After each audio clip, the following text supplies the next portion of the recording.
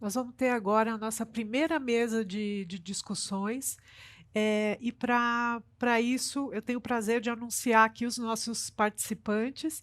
O tema vai ser a importância da segurança do profissional para a segurança do paciente, como podemos aprimorar a sensação de segurança, promover a calma e manter a eficácia organizacional dos profissionais.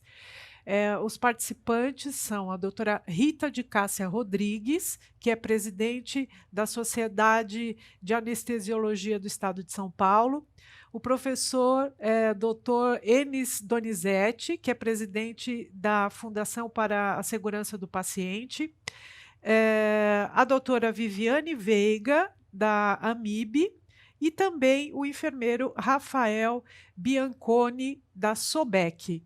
Eu dou as boas-vindas a todos, agradeço muito pela participação e digo que esse tema me interessa muito como paciente, como jornalista, como representante aqui da sociedade numa mesa de profissionais de saúde.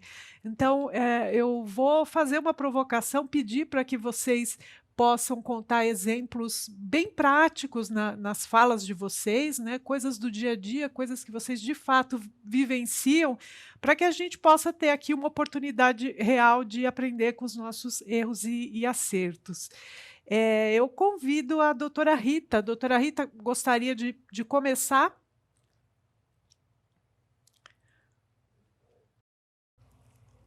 Pois não, meus slides,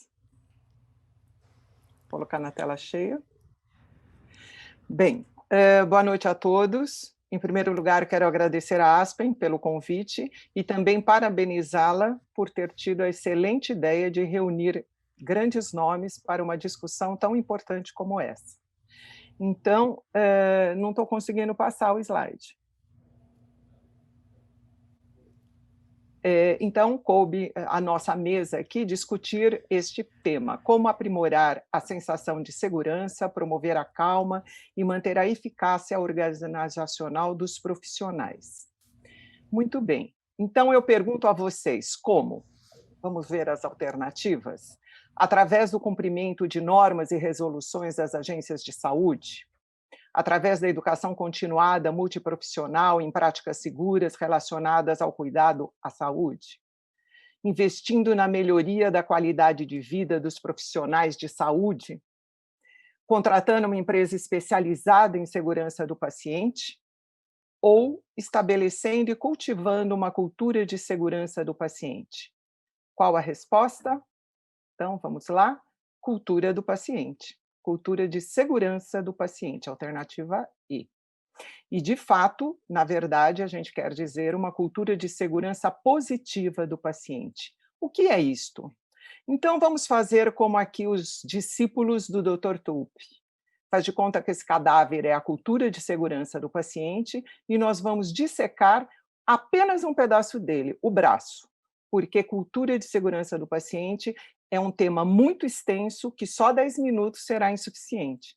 Então, eu vou abordar apenas algumas particularidades importantes do que é cultura de segurança do paciente. Então, temos aqui a definição da Joy Commission, que é aquilo que o nosso comportamento, o nosso dia a dia, o que a gente acredita, o que a gente valoriza, como a gente age, quais são nossas competências, tanto individuais como do nosso grupo, da nossa equipe ou de toda a instituição. Tudo isto voltado para a segurança do paciente, determina a cultura de segurança do paciente daquela instituição. E como aprimorar? Ora, faz 20 anos que nós sabemos que errar é humano. Há muitos anos nós sabemos que os hospitais são organizações complexas. Elas podem ser grandes, pequenas, mas são multidisciplinares, são complexas. E será que nós não temos que fazer o mesmo que faz a aviação, as plataformas de petróleo, a energia nuclear? Ou seja, se errar é humano, nós temos que considerar que o erro está dentro do sistema, é inevitável. Mais cedo ou mais tarde vai ter uma falha, porque temos condições latentes que predispõem ao evento adverso. Portanto, nós temos que trabalhar como nós fizemos, por exemplo, em anestesia, e assim em outras especialidades, rotular seringas, identificar o paciente, pôr pulseira para queda. Isso são esforços, são ferramentas que nos asseguram esta segurança, né, para aprimorar. O checklist que foi lançado em 2009 é um exemplo clássico, né? Um simples checklist diminuiu em 47% a mortalidade e em 36% as complicações, sendo a mais importante complicação pós-operatória a infecção do sítio cirúrgico ou infecção pós-operatória. Bastando o anestesiologista saber dar o antibiótico certo, na hora certa, e repeti-lo quando necessário. Isso é fundamental.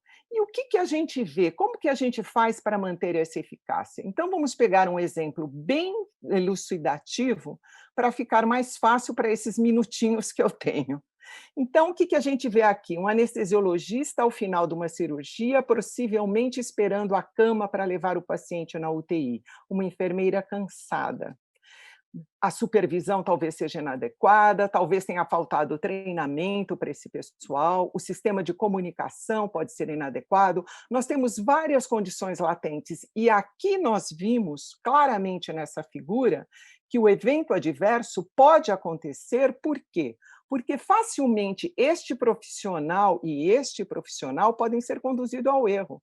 Eles estão cansados, o procedimento é complexo, talvez tenha faltado gente, faltou material, ele fez uma adaptação, ele não está treinado para uma cirurgia tão complexa, ele pode estar treinado para outras, mas talvez não para esse. Então, nós temos inúmeras oportunidades para surgir o evento adverso.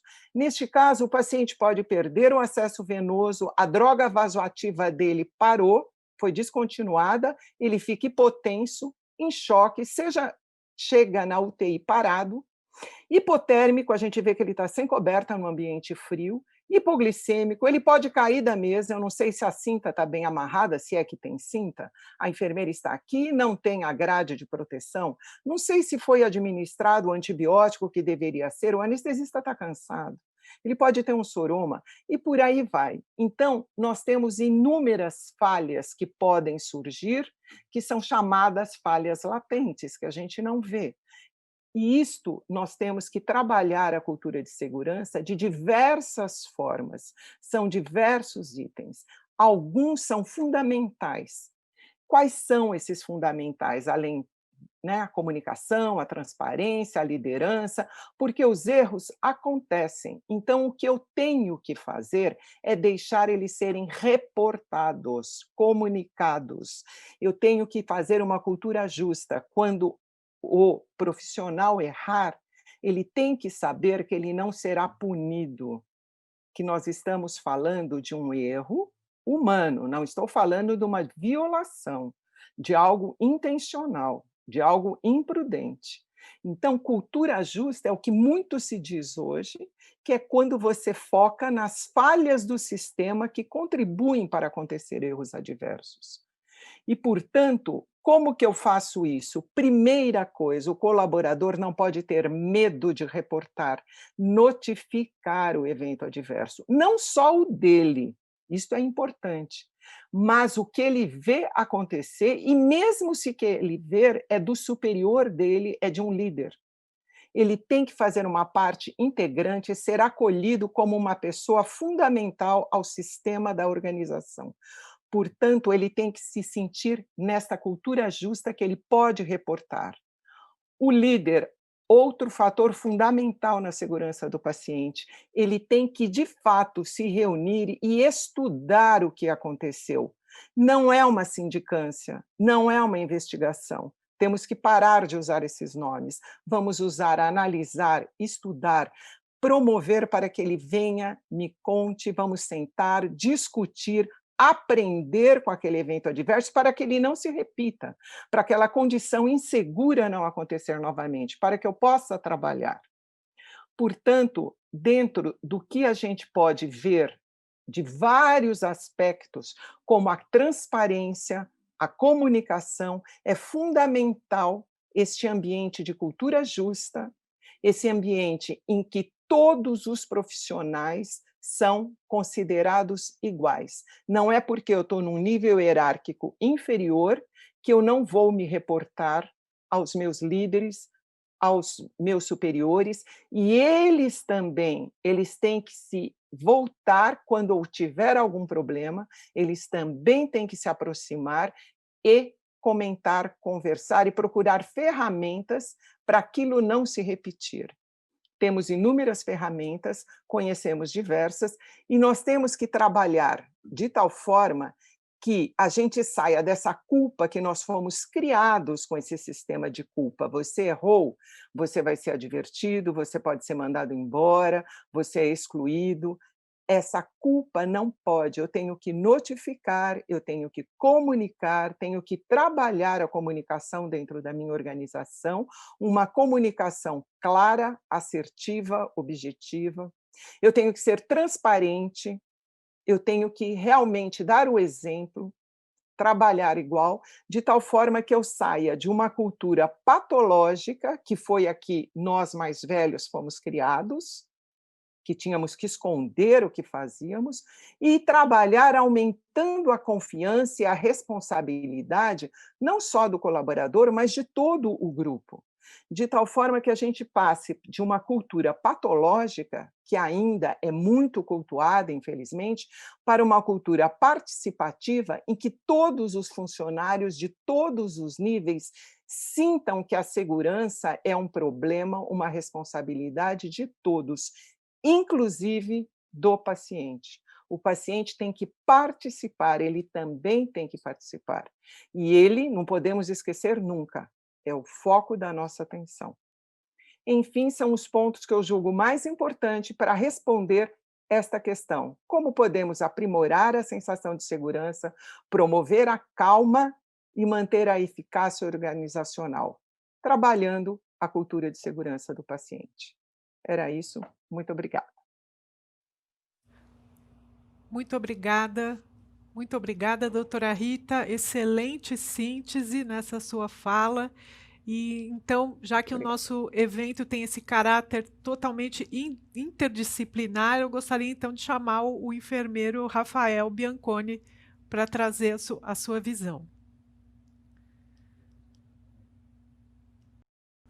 Olá, boa noite. Primeiramente, também gostaria de agradecer muito a Aspen, parabenizar pelo evento e agradecer pelo convite. Agradeço em nome meu e em nome da Sobec por a gente estar podendo representar nesse evento tão rico, né? O cronograma e as palestras tão boas. Como a doutora Rita falou, muito difícil falar de cultura de segurança em tão pouco tempo, né? Então, mas vai dar certo, porque o melhor é que ela já fez uma partezinha do meu trabalho, porque eu não preciso repetir o que ela já falou. Olha que bonito. Ganhei tempo. Obrigado, doutora. Bom,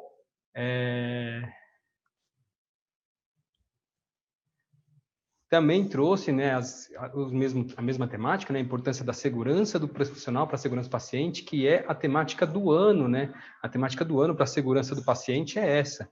E aí, eu também acho que isso aqui é uma pergunta, né? Vamos tentar trabalhar ela como pergunta, mas eu queria voltar de novo à definição, né? Então, como a doutora Rita mesmo falou, valores, atitudes, competências e comportamentos que determinam o comprometimento, né?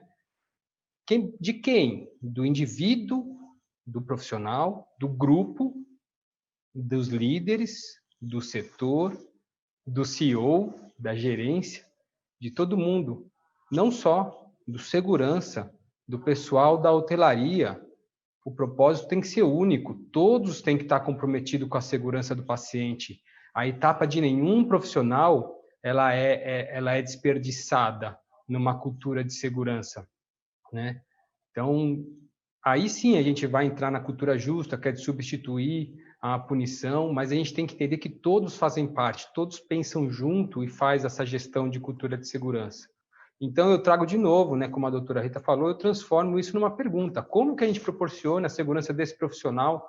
Eu nem vou entrar na parte de EPI, de qualidade de materiais para trabalho, que a gente vivenciou várias situações durante a pandemia, porque isso a gente não deveria nem estar discutindo, não deveria acontecer a segurança do profissional com os acidentes e riscos biológicos da unidade, mas sim como esse profissional se sente seguro para produzir segurança do paciente. Acho que é essa a discussão aqui hoje, como a doutora Rita mesmo já falou.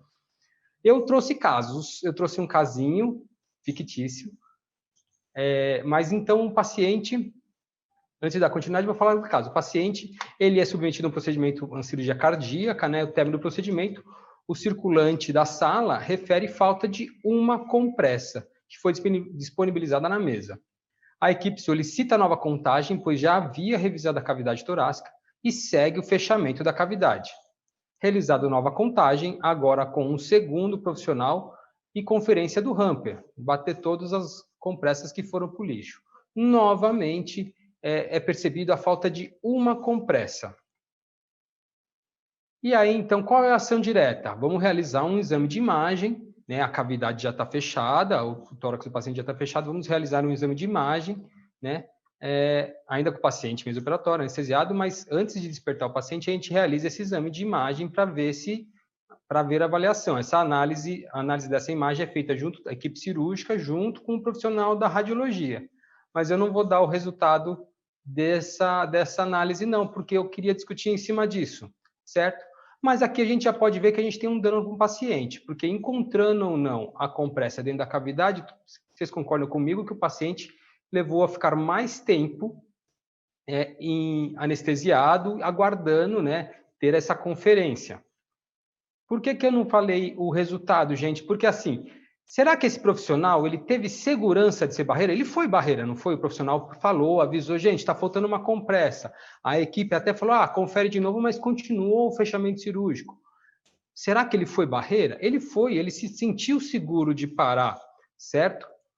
Mas por que eu queria, não dei o final aqui? Porque a tratativa que a gente vai dar e como a gente vai tratar esse paciente, caso a gente encontre a compressa, às vezes é uma. E caso a gente não encontre a compressa dentro do paciente, é outra. E é aquilo que a apresentação anterior já falou.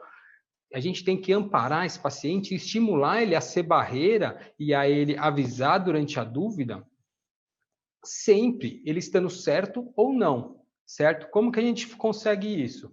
Como ela mesmo disse, uma liderança engajada. Então, mesmo que não encontre a compressa, a liderança tem que falar sim para esse profissional, parabéns, você foi lá, falou com a equipe cirúrgica, disse a sua dúvida.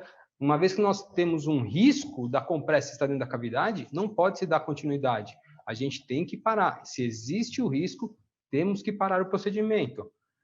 Como já foi dito, para ele estar envolvido, para ele se sentir seguro, para promover a segurança, para ser barreira, ele tem que se sentir parte daquilo, ele tem que entender que se ele parar algum procedimento, uma equipe cirúrgica, a instituição vai dar apoio para ele. Ele tem que ter a comunicação ativa e efetiva, sem hierarquias, certo? Ele tem que poder falar abertamente, como já foi falado. Mecanismo de aprendizagem que está muito enraizado e muito ligado com o sistema de notificação, de gestão de riscos, análise desses riscos, dessas notificações, e aí a gente evidencia os resultados e aprende com as experiências. Então, se houve uma falha, não vamos falar, o enfermeiro Rafael falhou, mas sim, olha, houve esse incidente, vamos aprender, o que a gente pode mudar? Será que foi o nosso profissional? Será que foi aquele profissional que estava lá exausto por causa do trabalho, ou será que foi falhas no sistema? E aí, por fim, a adoção da cultura justa, como também já foi dito, não vou tentar não me repetir, mas para a gente pensar em cultura justa, a gente tem que pensar na teoria do queijo suíço, e ela fala que os incidentes, eles são consequências de conjuntos de falhas latentes, que são falhas do sistema, dos processos, mais falhas ativas, que são as falhas profissionais, certo? E aí, como que acontece? Se as barreiras individuais e organizacionais são frágeis, o risco vai passando por essas barreiras até se tornar um evento adverso. E aí pode ser um evento adverso leve, médio, grave, um catastrófico.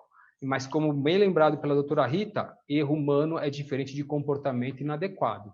Se foi negligência, imprudência, imperícia ou até um profissional agindo de má fé, ele tem que ser responsabilizado sim. Tá? Não podemos deixar de pensar nisso. Bom, como eu tenho pouco tempo, eu já vou apresentar outro caso. Esse caso, na verdade, é de um paciente de POI. O paciente POI ele está em procedimento plástico de face, mama e abdômen, anestesia geral, apresenta dor de difícil analgesia, já tendo realizado dipirona, morfina, entre outros fármacos, sem resultado esperado. Acionado o anestesista, que orienta a administração de 9 miligramas de ketamina EV em 100 ml de soro fisiológico. A medicação preparada e instalada pelo enfermeiro, que após essa ação foi atender outros pacientes. Poucos minutos após o início da infusão, o paciente se queixa de mal-estar, visões, apresentando na sequência rebaixamento de nível de consciência. A medicação foi interrompida imediatamente, acionado o anestesiologista, realizado volume, instalado o cateter de O2 e observados sintomas, avisado a chefia direta e aberta uma notificação de incidente. Dano, porque o paciente após o período de observação, retorna ao seu nível de consciência normal, refere bem-estar sem queixas e foi uma administração, por mais que a dose aparentemente foi acima, né, do que foi registrado, porque esses sintomas é de uma superdose da medicação, porém interrompeu-se rapidamente e o paciente retornou a seu estado normal e ainda sem dor, mas não é isso o objetivo dessa análise. Se a gente vê a análise ambiental, gente, olha aqui, ó, como a doutora falou, tem muitas coisas envolvidas. Então, tinham muitos pacientes com demandas de retenção urinária, náuseas, queixas álgicas. Aquele período havia um colaborador a menos no setor por falta, tinha um sistema de prontuário eletrônico novo, o enfermeiro não tinha recebido o treinamento dessa nova interface, era retorno desse enfermeiro que ficou afastado 30, 40 dias com as suas férias, tá? E o profissional estava sobrecarregado com as demandas. E ele negligenciou uma etapa, talvez por conduta inadequada, talvez não, talvez realmente porque ele estava sobrecarregado, certo? E aí, gente, eu vou falar aqui, né, pela classificação, evento adverso leve, tá? Mas, olha só, a gente tira melhoria sim, né? Foi instalado barreiras no sistema eletrônico para que uma medicação não fosse feita sem a conferência da prescrição. A gente conseguiu reforçar as barreiras do ambiente para não ter a falha humana. Realizado o treinamento com os colaboradores da nova interface. Mas pela cultura justa, como eu disse, por mais que esse paciente tenha sido segurança de ele mesmo ter notificado a chefia, ele mesmo ter notificado o evento, ele também foi responsabilizado, recebeu uma advertência verbal, recebeu treinamentos. O que eu quero falar com esse evento de diferente do outro é que se você está num ambiente que você tem a segurança de expor as suas próprias falhas, você sempre vai ser barreira. E a gente só consegue isso estimulando o profissional a ser barreira, se ele estando certo ou não. Ele parou para a equipe cirúrgica por causa de uma compressa faltando. Estou dando um exemplo, podia ser de qualquer um, tá, gente? Um cirurgião residente parou a equipe, um anestesista parou a equipe por falta, por uma dúvida, ele deve ser estimulado, mesmo que essa dúvida não tenha sido confirmada, porque a gente tem que ter segurança de poder, sim, duvidar da nossa prática e junto trabalhar por um propósito único, que é a segurança do paciente. Então, ó, tudo que a gente trabalhou aqui, ó, as barreiras robustas, perfil de percepção de risco, a notificação de eventos, cultura justa, relações verticais, comunicação ativa, reciclagem contínua, comunicação, vou passar todas, desculpa, tudo pelo propósito unificado da segurança do paciente. Era isso que eu queria falar para vocês. Obrigado, passei alguns segundinhos.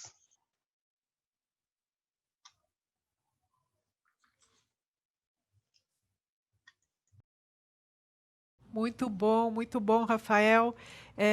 Bom, agora eu queria ouvir a doutora Rita de Castro, doutora Viviane Veiga, da Associação de Medicina Intensiva Brasileira. Por favor, doutora Viviane. Oi, boa noite a todos. É um grande prazer estar com vocês.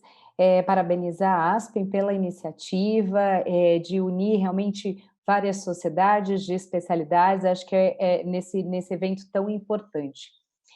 E aí, eu acho que a gente está vivendo um momento único, realmente, no nosso dia a dia, a gente, nesse contexto de pandemia, eu trouxe um pouco, quando a gente fala de segurança do profissional para a segurança do paciente, eu trouxe este momento que a gente está vivendo, que é o momento de pandemia, que nunca um profissional da terapia intensiva esteve realmente tanto nessa situação do seu limite, do novo. Então, acho que é isso que eu procurei trazer para vocês. Eu declaro que eu não tenho nenhum conflito de interesse nessa apresentação. E aí, trazendo um pouco, então, para contextualizar a nossa realidade, essa é a casuística, são os dados aí de sexta-feira. Hoje, nós, infelizmente, já estamos com quase 30 milhões de casos de Covid no mundo, sendo que no Brasil nós já temos aí mais de 4 milhões de casos. Quando a gente fala do contexto, do quanto isso representa para as instituições de saúde. Então, a gente já sabe que dos pacientes com Covid, 80% eles não precisam de internação, eles são pouco sintomáticos ou assintomáticos, 15% eles precisam de internação em unidades de internação e 5% desses pacientes eles precisam de internação em UTI. Parece pouco, mas falando de um contexto de uma pandemia, então pensando em milhões de casos já no Brasil, nós estamos falando em 200 mil internações em UTI. Quando a gente fala de 200 mil casos em UTI, de março até o momento, isso só pacientes de Covid. Quando a gente fala de leitos de UTI Brasil, então nós temos aí uma média de 20 leitos de UTI para cada 100 mil habitantes. Então, realmente, isso já mostra aí a complexidade desse cenário. Além disso, quem trabalha em UTI, nós sabemos que nós já temos dados na literatura que cada paciente de UTI, ele é submetido a aproximadamente 180 procedimentos dia. Seja ele mudança de decúbito, coleta de sangue, aferição de pressão, 180 procedimentos dia, sendo que cada procedimento a gente gera aí uma possibilidade de um evento, de um risco, de um dano, e isso a gente já sabe que dentro da literatura 17% dos pacientes, até 17% dos pacientes internados em UTI, eles podem ter eventos adversos sérios, e aí já tem dados, inclusive, que nós temos 1,7 erro por paciente dia em pacientes críticos, ou seja, estamos diante aí já de uma situação de alto risco, um paciente aí bastante vulnerável, e aí estamos diante aí de uma pandemia, de uma doença nova, que nós estamos conhecendo a doença e com ela caminhando. Então, nós estamos com esse paciente dentro da nossa UTI, nós estamos agora, cada vez mais, lógico, ampliando o nosso conhecimento, conhecendo a doença. Então, isso tem um impacto no dia a dia da segurança do profissional, da segurança ao nosso paciente. Aqui eu trouxe para vocês alguns artigos recém-publicados. Então, quando a gente fala de segurança do paciente durante essa pandemia, segurança que envolve até a segurança psicológica desses profissionais de saúde. Então, aqui a gente tem que pensar, e esse trabalho é bastante interessante, que ele fala de duas situações. Então, a gente fala do ponto de vista quantitativo e qualitativo. Então, o que nós vimos? Nós vimos que o número de pacientes que chegaram para a gente nas nossas unidades foi realmente uma coisa assustadora, não só no Brasil, como nós vimos aí situações na Itália, nos Estados Unidos, então, muitas vezes de falta de equipamentos, de falta de profissionais capacitados, então nós tivemos situações de profissionais trabalhando em terapia intensiva que não tinham a expertise em terapia intensiva, para o quê? Para minimizar essa questão quantitativa. E aí o desafio qualitativo. Então, o desafio qualitativo de capacitar profissionais capacitados, de capacitar para uma nova situação. Diante dessa pandemia, o que nós vimos também na nossa realidade? Muitas vezes a falta não só de materiais, de EPIs, que nós vimos em alguns lugares, como até falta de medicamentos. E medicamentos que muitas vezes não foi, vamos dizer, a culpa da instituição. Nós tivemos uma demanda muito grande da utilização de medicamentos, e isso tem sido vivenciado principalmente por conta de sedativos. Nós vimos que esses pacientes de Covid grave, o tempo que eles ficaram sedados, entubados, então, em média, Nós temos aqui no Brasil 11 dias desses pacientes em ventilação mecânica, com uma quantidade muito grande de medicamentos, e aí nós tivemos muitas vezes a falta desse medicamento. O que isso impacta na segurança? Impacta que nós temos que fazer o quê? Mudança de protocolos, mudança de cultura de segurança, mudança do que se faz habitualmente, que as pessoas já são treinadas no dia a dia e de uma forma muito rápida. Então, isso foi um grande desafio. O que isso já impactou para o profissional de saúde? E aqui nós temos uma meta-análise, uma revisão publicada agora esse mês, mostrando realmente a avaliação de depressão, de ansiedade, de insônia, então já uma repercussão nesse perfil de profissionais de saúde, tanto do ponto de vista de insônia, quanto de ansiedade, quanto de depressão. Nós temos um grande número de profissionais que foram afastados, não só por conta da pandemia, que foram contaminados, mas também por problemas psicológicos.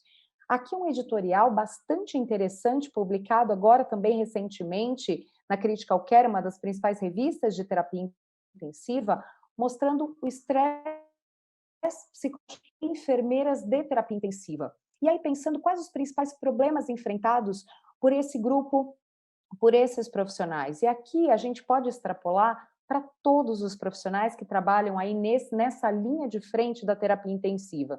Então vejam, quais os principais problemas?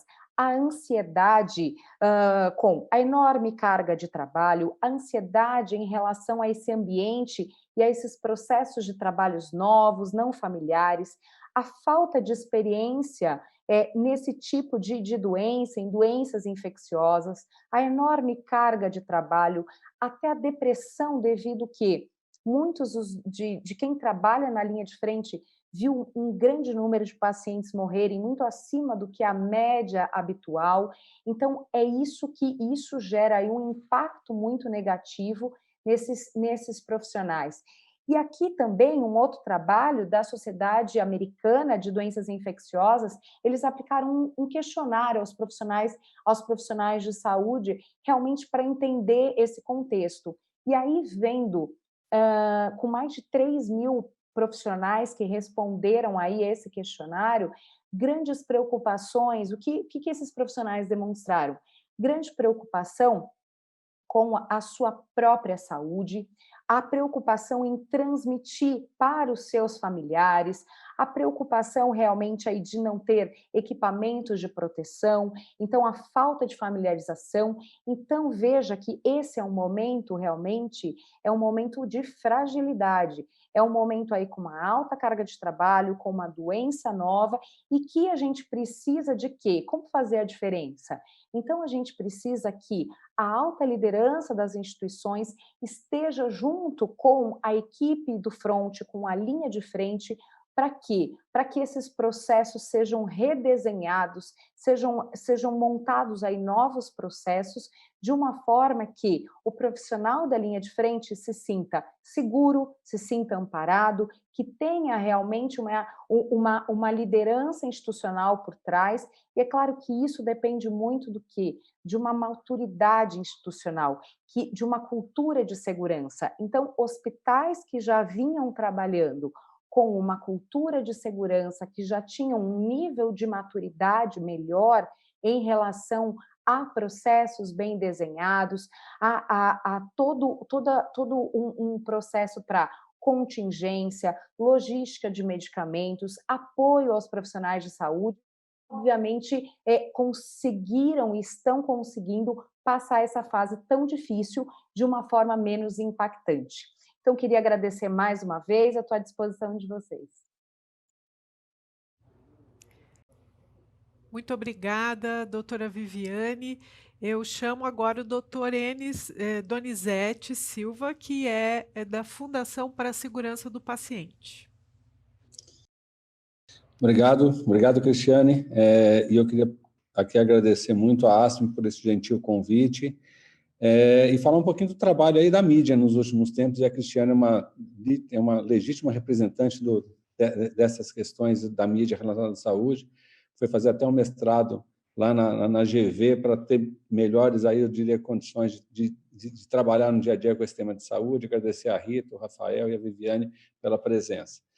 Então, também não tem nenhum conflito de interesse com isso. Na verdade, tem um grande conflito de interesse, né? Porque, na verdade, eu, por vezes, fui até um pouco duro em relação a essas questões de segurança do paciente, em relação eu diria, em relação aos médicos no Brasil, né? E eu fiz isso no maior interesse dos pacientes e no maior interesse também dos colegas, no sentido de trazer maior tranquilidade, mais segurança no seu trabalho.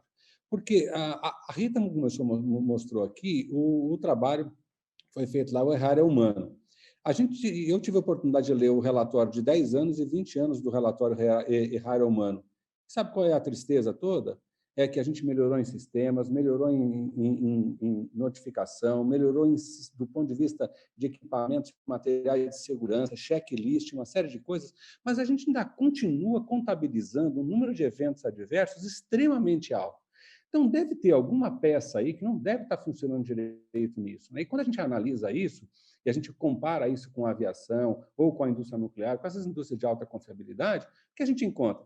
60%, 70%, 80% dos problemas ainda são relacionados à falha humana, principalmente nas questões de comunicação.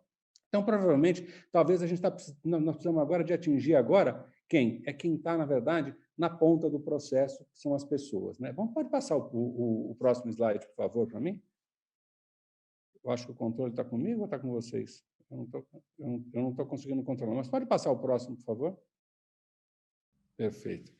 Então, assim, efetivamente, né, a doença, ela desarticulou o mundo, mas ela, ao mesmo tempo que ela desarticulou, eu queria lembrar que a peste negra trouxe a renascença, né, que do ponto de vista de desenvolvimento da humanidade foi muito interessante. Primeira e Segunda Guerra trouxeram antibiótico, transfusão e uma série de coisas, né? Talvez essa pandemia esteja dando tempo para a gente refletir. Pode passar o próximo, por favor? Porque eu não estou conseguindo passar por aqui. Esse é um vídeo do filme do Jason Bourne. Ele está ali com uma série de passaportes, dinheiro, uma série de coisas que ele achou, e ele não tem ideia de quem ele seja, o que ele está fazendo, quem tem aquilo, de quem é aquele dinheiro. Mas ele, de vez em quando, dá uma olhada para o lado, olha para o outro lado, e ele começa a entender algumas coisas dentro desse local. Ele vê que tem alguém que efetivamente está tendo algum comportamento diferente, ou seja, ele começa a ter um negócio chamado consciência situacional. Isso é parecido com nós entrando numa sala de cirurgia ou entrando numa sala de terapia intensiva e observando aquela confusão que a Rita mostrou naquele leito. Nesse momento, qual é o sentido que a gente tem que ter? E é isso que eu acho que talvez a gente possa desenvolver de uma forma mais intensa do ponto de vista de treinamento, né? Ou seja, eu tenho que observar essa cena, me orientar e, a partir daí, criar um modelo de cuidado. Ou seja, é o sentir e depois agir. Aqueles 10, 15 segundos que você olha aquela cena, sente aquela situação e sente que aquilo lá não vai se encaminhar para um caminho muito, muito tranquilo. Eu entro numa sala de cirurgia, encontro a sala preparada para uma cirurgia robótica. A mesa está numa determinada posição e o aparelho de anestesia está de costas para a mesa. O monitor está de costas para a mesa. Aí tem algo que, do ponto de vista ergonômico, que é um sistema para proteger os fios das câmeras, do robô e assim por diante, que está com uma canaleta de mais ou menos 15 a 20 centímetros, com uns 8, 10 centímetros de altura, bem no caminho entre o aparelho de anestesia, o monitor e o meu kart de drogas. Ou seja, tem toda uma situação ali, do ponto de vista preparado, com uma armadilha, que se eu tiver uma consciência situacional, chegando naquela sala, eu vou ter tempo de desorganizar essa organização que foi feita. E a desorganização que eu vou criar agora é no intuito do melhor interesse do paciente. Então, acho que essas questões psicológicas, elas começam a ganhar uma importância muito grande. E quando a gente observa isso nas indústrias de alta confiabilidade, principalmente na aviação, isso pode ser treinado, isso pode ser aprimorado. E acho que agora a gente entra num momento agora de extrema importância, que é olhar essas questões todas que foram se avolumando ao longo dos últimos anos, do ponto de vista de desenvolvimento, e saber qual é o que a gente pode fazer para mudar esse cenário, melhorar essas questões das pessoas, daquele que está inserido nesse contexto, Pode passar o próximo, por favor. E, nesse contexto, nada melhor do que educação continuada e ensino à distância. A gente tem uma enorme oportunidade agora de democratizar o acesso, de facilitar o acesso e de baratear o custo em relação a esses treinamentos, porque eles são complexos, eles são difíceis. Muitas vezes, dos equipamentos que a gente falou aqui, a taxa de utilização deles é muito baixa. Quando a gente pega um monitor de alta complexidade, a gente, no centro cirúrgico, na terapia intensiva, ou mesmo pronto-socorro, a gente usa 30%, 35%, 40% da capacidade dele. E quando a gente fala agora de sistemas inteligentes, agora, que vão juntar informação com deep learning, machine learning, assim por diante, que vão me dar uma série de outras informações, vai ser mais complexo ainda, porque aquilo, de certa forma, vai ser um equipamento obsoleto, ele pode me trazer uma série de vantagens. Então, creio eu que, neste contexto agora, quando a gente olha essa questão de como é que a gente pode melhorar a segurança do indivíduo que está, do profissional de saúde, eu acho que cada vez mais a gente tem que investir nas pessoas, porque a gente investiu nos últimos 30, 40 anos em equipamento, notificação, sistemas eletrônicos.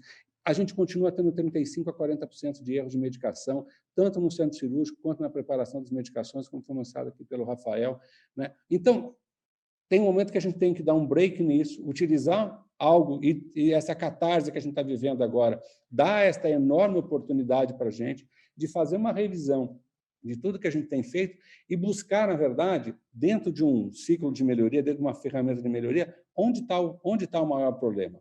Na minha visão, o maior problema ainda continua nas pessoas. Elas precisam de ter uma consciência em relação àquilo, qual é o papel delas dentro da situação relacionada à segurança do paciente, e que ele é o elo mais importante, mas ele precisa ter consciência do risco, ele precisa ter consciência do evento adverso, e de que aquilo tem que estar permeando ele todo o tempo. Quando ele entrar no hospital, ele vai saber desde a porta alguns coisas simples que estão colocadas ali e que são uma pequena armadilha. É simples. Quando eu entro no hospital hoje, no meu hospital, 6h30 da manhã, eu não encontro a enfermeira na porta para medir minha temperatura e para me trocar a máscara. Mas se eu chegar às 7 horas, então, assim, não pode funcionar isso no horário não comercial. Isso tem que funcionar de forma de 24 horas. E aquilo me dá uma sensação de segurança e de proteção quando eu entro agora num ambiente em que eu recebo uma medida, algumas perguntas, mede minha temperatura, coloca a minha máscara. Então, a gente precisa entender que o hospital tem que funcionar 24 horas, uns 365 por dia por ano, com o mesmo grau de atenção e com o mesmo grau de tensão. Atenção positiva, a preocupação positiva, não aquela atenção que te deixa, na verdade, sem coragem para agir. E acho que esse é um contexto interessante que a gente tem para começar a abordar, que é voltar-se para as pessoas, porque, cá entre nós, ao longo dos últimos anos, a gente vem colecionando uma série de eventos graves, que a gente diz que são evitáveis. A gente viu, começou com a história da Emily Jerry, quantas Emily tem pelo mundo afora e quantas Emily estão agora acontecendo no Brasil e em outros locais. Então, a gente precisa, eu acho, cada vez mais investir nas pessoas e de uma forma mais estruturada e organizada, e creio eu que esse é um momento extremamente propício para isso, para fazer uma revisão disso, né? Pode passar o último slide, por favor? E a gente vai, então, volto para a Cris. Então, muito obrigado. Muito bom, doutor Enes, muito obrigada por todos esses pontos que você colocou aqui. Você falou muito sobre a questão das pessoas, e eu queria, então, já começando essa discussão com vocês, falar um pouco dessa cultura de excesso de trabalho, né? Isso é algo que, obviamente, os profissionais de saúde ficaram muito sobrecarregados nesse momento da pandemia, mas existe uma cultura geral na sociedade de isso em todas as áreas, em todas as atividades profissionais, de excesso de trabalho. Então, as pessoas estão em burnout e muitas vezes não percebem que elas estão completamente esgotadas. Elas nem conseguem pedir ajuda porque falta a percepção disso. Como é que esse burnout dos profissionais de saúde impactam nos serviços, na segurança, comprometem a segurança do paciente? E o que é possível fazer hoje, apesar dessa carga adicional de trabalho que a pandemia trouxe para vocês? Responder. Posso começar? Bom, quando a gente fala de terapia intensiva, então eu acho que dentre aí os profissionais relacionados aí à sobrecarga, a burnout, a estresse, eu acho que a emergência e a terapia intensiva já são pontos críticos por si só.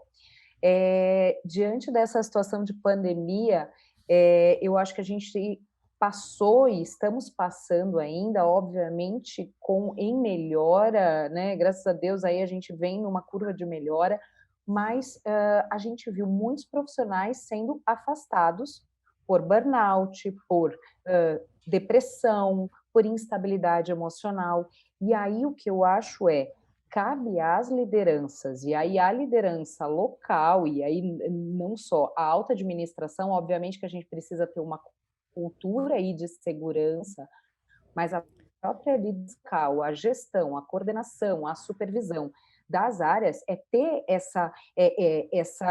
essa sensibilidade de entender esse momento que a gente está vivendo e olhar o profissional, olhar não só o profissional como uma máquina de produção, mas sim ter essa percepção que muitas vezes é muito difícil. Até porque cada pessoa realmente tem o seu...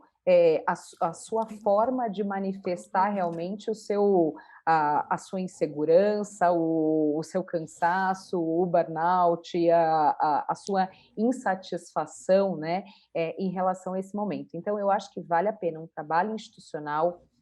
Muitos dos hospitais têm criado aí ferramentas com acompanhamentos psicológicos, né? Então, por exemplo, eu trabalho numa instituição que a gente tem aí um apoio psicológico aos profissionais de saúde, sejam eles profissionais contratados da instituição ou até terceiros, têm essa oportunidade, e esses profissionais eles podem procurar esse apoio psicológico 24 horas, 7 dias na semana, tanto do ponto de vista espontâneo, ou pode ser indicado por um colega, pelo seu gestor, enfim.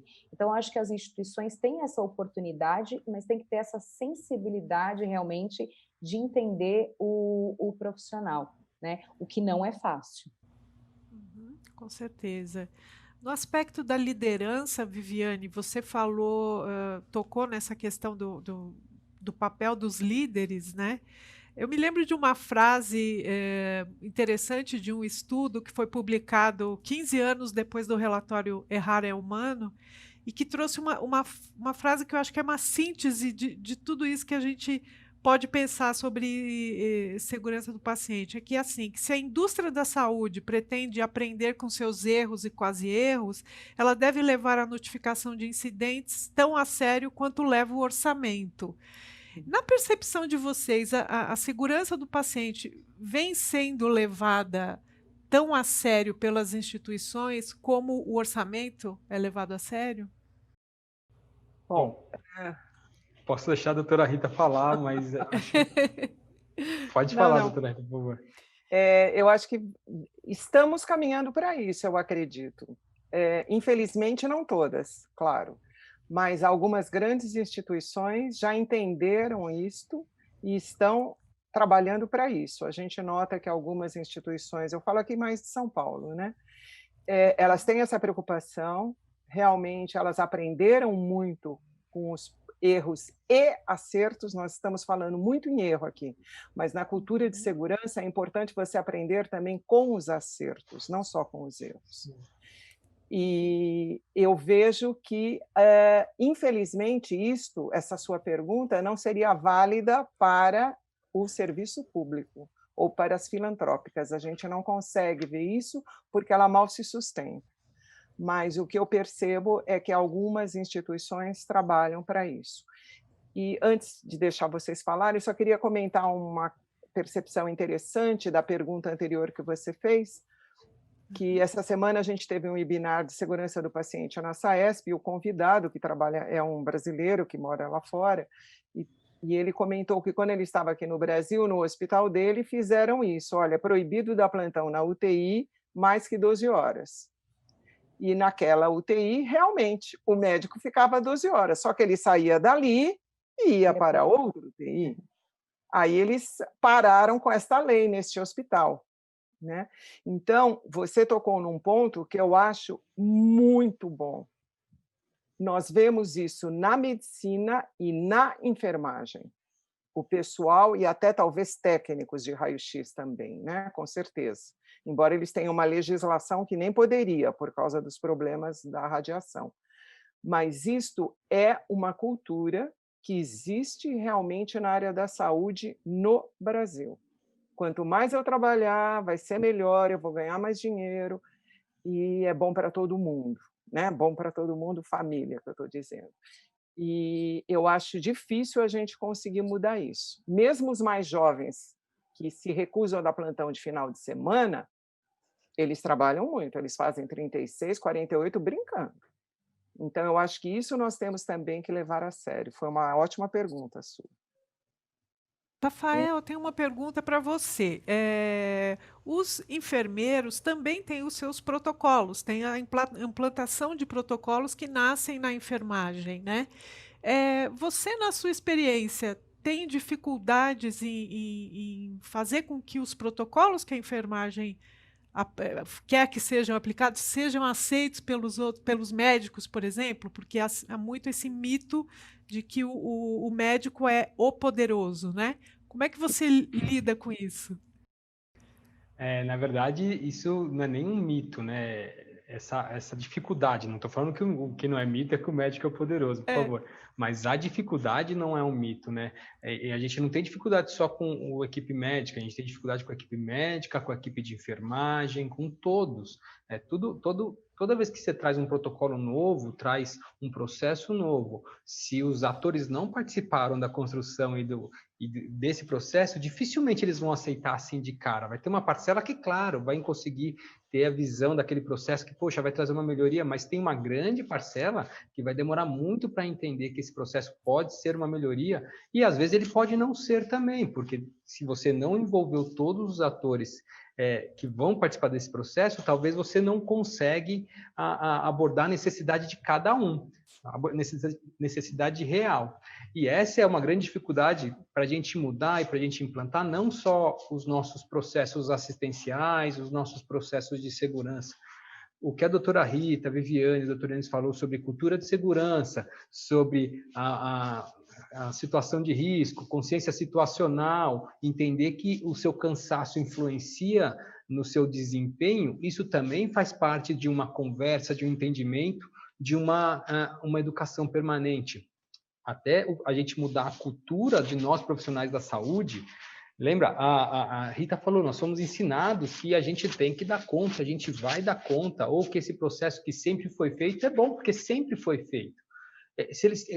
E aí, eu faço uma provocação. O doutor Enes falou que faz 20, 30 anos que a gente não conseguiu ainda mudar muitas coisas, porque a gente está mudando os processos, mas não está mudando os comportamentos.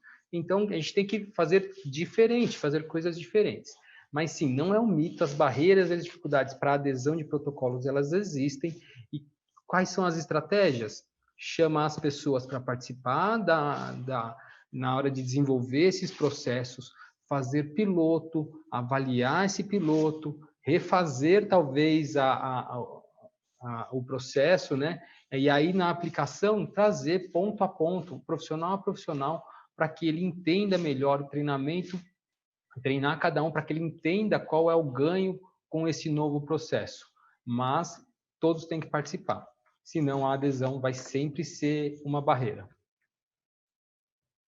Que se permite até complementar uma questão muito importante que o Rafael falou, acho que uma questão que a gente fala, o protocolo do médico, o protocolo da enfermagem, o protocolo Isso. da fisioterapia. Quando a gente já fala que o protocolo é da enfermagem, o protocolo é do médico, já está fadado ao insucesso, porque aí você já não fala de uma forma multidisciplinar, transdisciplinar. Então, acho que a primeira coisa não é o protocolo do médico, não é o do enfermeiro, é o protocolo da unidade, é o protocolo institucional, que você vai envolver o maior número de pessoas. Rafael falou uma coisa bastante importante, você tem que chamar as pessoas para a construção. Isso faz parte da educação do adulto, né? Quando você, criança, a gente fala que ela tem que fazer. O adulto, ele tem que entender, e acho que o profissional da saúde, ele é teimoso, né, em relação a isso, ele tem que se sentir fazendo parte disso. Qual a importância disso para o meu dia a dia? Então, quando você chama, por exemplo, vai apresentar o protocolo de sepsis da sua instituição, você chama para uma aula 50 pessoas para apresentar o protocolo goela abaixo. Pronto, fadado ao insucesso. Chama